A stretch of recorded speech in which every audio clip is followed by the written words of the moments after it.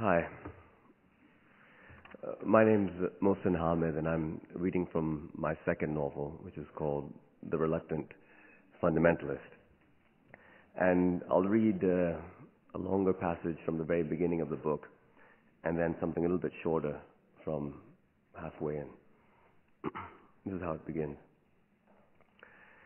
Excuse me, sir, but may I be of assistance? Ah, I see I have alarmed you. Do not be frightened by my beard. I'm a lover of America. I noticed that you were looking for something. More than looking, in fact, you seem to be on a mission. And since I am both a native of this city and a speaker of your language, I thought I might offer you my services. How did I know you were American? No, not by the color of your skin. We have a range of complexions in this country, and yours occurs often among the people of our northwest frontier. Nor was it your dress that gave you away. A European tourist could as easily have purchased in Des Moines your suit, with its single vent, and your button-down shirt. True, your hair short-cropped and your expansive chest, the chest, I would say, of a man who bench presses regularly and maxes out well above 225, are typical of a certain type of American. But then again, sportsmen and soldiers of all nationalities tend to look alike. Instead, it was your bearing that allowed me to identify you. And I do not mean that as an insult, for I see your face is hardened, but merely as an observation. Come, tell me, what were you looking for? Surely at this time of day, only one thing could have brought you to the district of Old Anarchely, named, as you may be aware, after a courtesan immured for loving a prince. And that is the quest for the perfect cup of tea. Have I guessed correctly? Then allow me, sir, to suggest my favorite among these many establishments. Yes, this is the one. Its metal chairs are no better upholstered, its wooden tables are equally rough, and it is, like the others, open to the sky, but the quality of its tea, I assure you, is unparalleled. You prefer that seat, with your back so close to the wall? Very well, although you will benefit less from the intermittent breeze which, when it does blow, makes these warm afternoons more pleasant. And would you not remove your jacket? So formal. Now that is not typical of Americans, at least not in my experience. And my experience is substantial. I spent 4.5 years in your country. Where? I worked in New York and before that attended college in New Jersey. Yes, you're right. It was Princeton. Quite a guess, I must say. What did I think of Princeton? Well, the answer to that question requires a story. When I first arrived, I looked around me at the Gothic buildings, younger, I later learned, than many of the mosques of this city, but made through acid treatment and ingenious stone masonry to look older, and thought, this is a dream come true.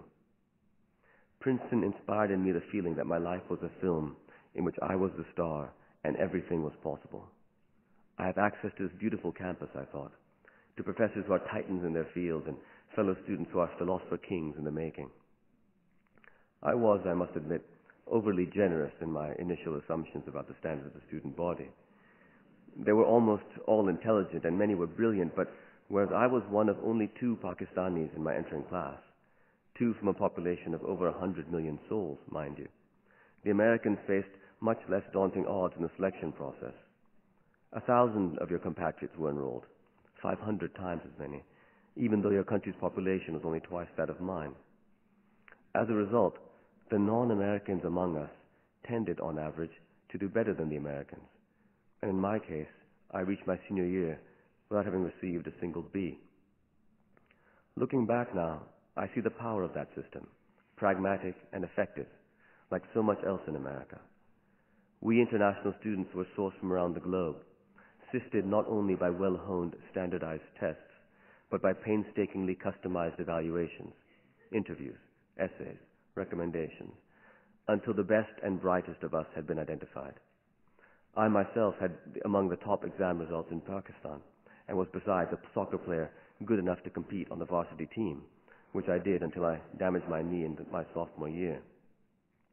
Students like me were given visas and scholarships, complete financial aid, mind you, and invited into the ranks of the meritocracy.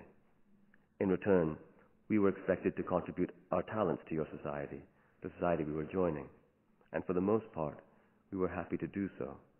I certainly was, at least at first.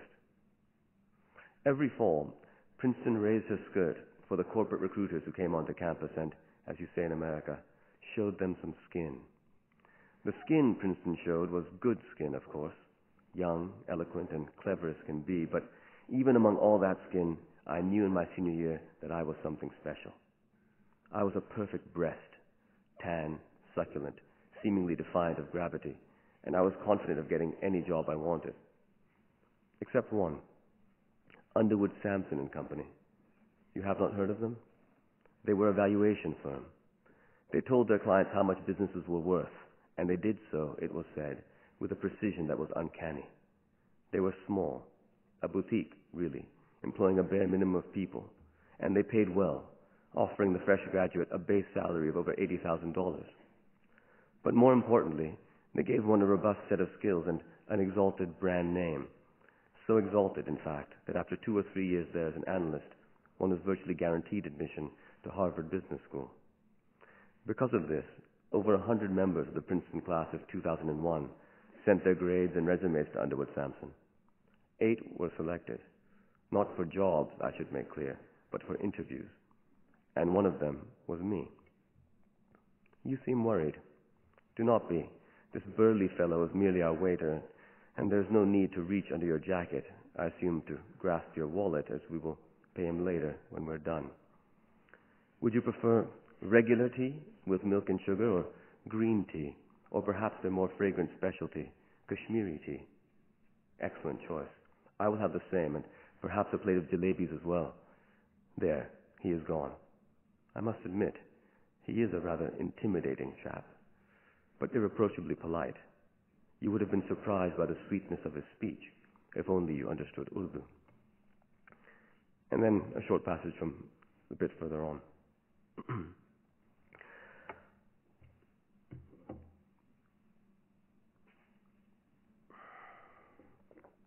I was telling you about the moment when I was forced to stare.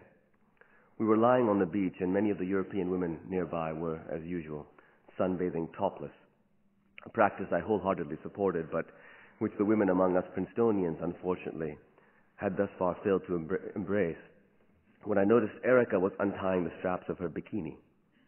And then, as I watched, only an arm's length away, she bared her breasts to the sun.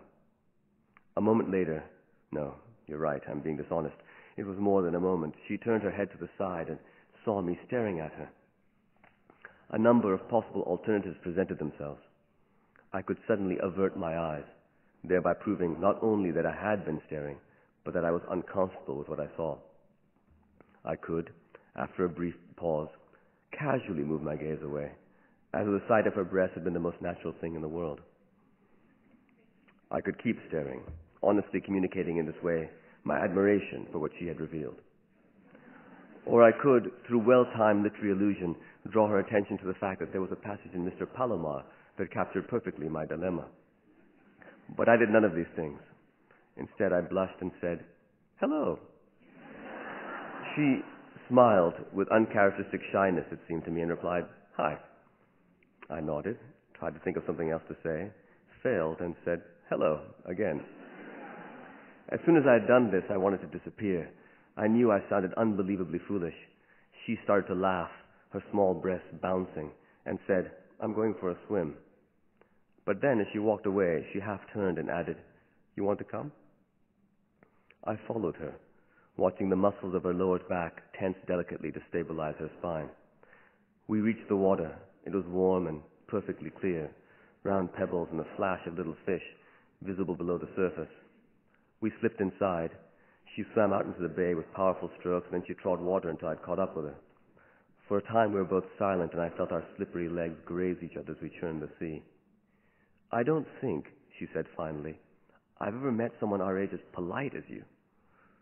"Polite?" I said, less than radiant with joy.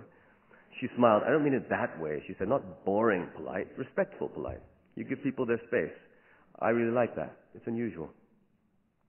We continued bobbing face to face, and I formed the impression that she was waiting for me to say something in reply, but words had abandoned me. Instead, my thoughts were engaged in a struggle to maintain a facial expression that would not appear idiotic. She turned and began to swim back to shore, keeping her head above water. I pulled alongside and, claiming victory at last over my cowering tongue, said, "Shall we return to town for a drink?" To which she replied, with a raised eyebrow and in an accent not normally her own, "I would be delighted to do so, sir." Thank you.